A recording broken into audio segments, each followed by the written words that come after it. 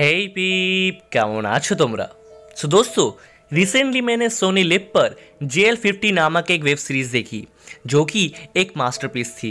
इस web series में हमें टाइम ट्रेवल के कॉन्सेप्ट को इंडिया में पहली बार बहुत ही बेहतरीन तरीके से दिखाया गया है, विच आई एब्सोल्युटली लव्ड इट। सो मैं आप सभी को JL50 को एक बार देखने की रिकमेंडेशन ज़रूर दूंगा। नाउ आज मैं आपको JL50 की स्टोरी को नहीं सुनाने वाला, cause this is not a horror web series. मैं आपको आज JL50 के रियल स्टोरी या फिर यूँ कहे जहाँ से JL50 के बेसिक कॉन्सेप्ट को लिया गया है, where a aeroplane suddenly disappear from clouds, और फिर कई सालों बाद वो प्लेन फिर से सबके नज़रों में आता है। सो आज आगे इन दिस वीडियो हम इस मिस्टीरियस प्लेन के बारे में डिटेल्स में बात करेंगे। नाउ वीडियो शुरू करने से पहले if you are new in this channel then please do subscribe and hit that notification bell in all, ताकि आपको ऐसे ही इंटरेस्टिंग वीडियोस की नोटिफिकेशन सबसे पहले मिले। So for now, वक्त को ज़ाया ना करते हुए without any further ado, let's begin.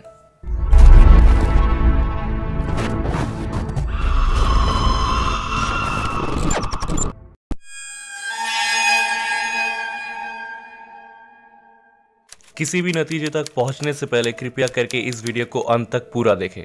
धन्यवाद। ये कहानी है 2 जुलाई 1955 की, जब एक हवाई जहाज पैन अमेरिकन फ्लाइट 914 न्यूयॉर्क से मियामी जाने के लिए उड़ान भरती है। इस जहाज में कुल 57 पैसेंजर्स और 6 क्रू मेंबर्स थे, जो अपने डेस्टिनेशन मियामी तक कपल ऑफ आवर्स में पहुंचने वाले थे।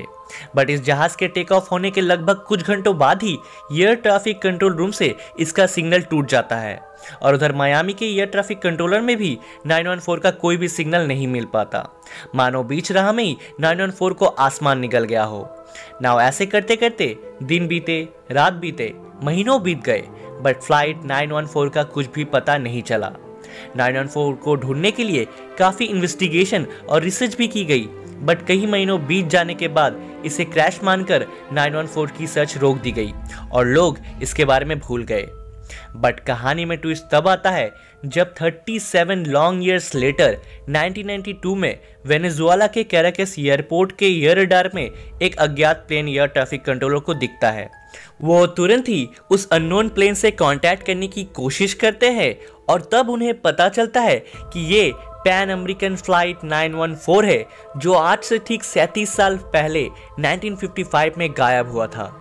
वेल नाउ इस बारे में ज्यादा ना सोचकर मुसीबत में उस प्लेन को देख वहां के ATC डेला कोटा ने 914 को कैराकस एयरपोर्ट में लैंड करने की इजाजत दे दी। 914 के लैंड करने के बाद जब वहां का ग्राउंड स्टाफ उस प्लेन के पास जाते हैं तो वो प्लेन के विंडोज में सारे पैसेंजर्स के चेहरे देखते हैं, जो कि बेहद ही डरे हुए थे। एंड उन्हें देखकर ये लग ही नहीं रहा था कि उनके उम्र में 37 साल का फर्क आया हो। नाउ 914 के पायलट जब वहाँ के ATC डेला कोटा से पूछते हैं कि ये कौन सी जगह है और आज कौन सा दिन है, तो ATC डेला कोटा बताते हैं ये वेनेजुएला का कैराकस एयरपोर्ट है और आज 9 मार्च 1992 है।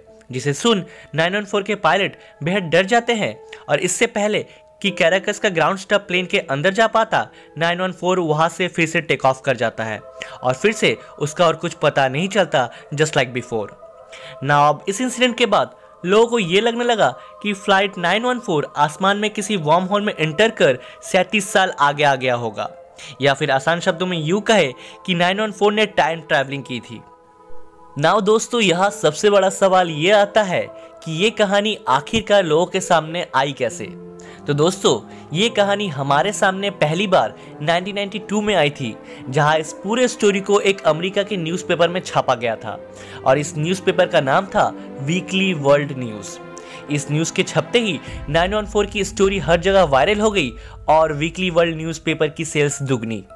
नाउ आगे जब लोगों ने इस कहानी की सत्यता को लेकर अच्छे तरीके से इन्वेस्टिगेट किया, तब पता चला कि यही same story weekly world news ने ठीक 7 साल पहले 1995 में भी पब्लिश की थी, बट तब ये स्टोरी वायरल नहीं हुई। पर इसे जब दोबारा 1992 में पब्लिश किया गया, तब ये स्टोरी पूरी दुनिया में धीरे धीरे फैलने लगी।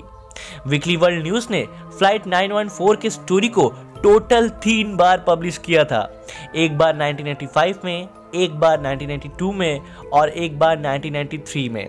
और तो और हर बार इस स्टोरी के आई विटनेस ATC डेला कोटा की तस्वीर भी बदल जाया करती थी। विच clearly means weekly world newspaper के पास इस कहानी के सत्यता को लेकर कोई भी क्लियर एविडेंस नहीं है। वो जस्ट अपने सेल्स को बढ़ाने के लिए ऐसे खबरों को छापते थे। नाउ चलिए वीकली वर्ल्ड न्यूज़पेपर वालों के बारे में छोड़ते हैं, लेकिन आप अगर खुद भी गूगल पे जाकर 1955 की मिसिंग फ्लाइट्स की लिस्ट देखोगे तो उधर आपको 914 कहीं भी नहीं दिखेगा। इतना ही नहीं, अगर आप पैन अमेरिकन के ऑफिशियल वेबसाइट में जाकर उनकी प्लेन्स की लिस्ट चेक करोगे तो उधर भी आपको कहीं भी 914 नहीं मिलेगा।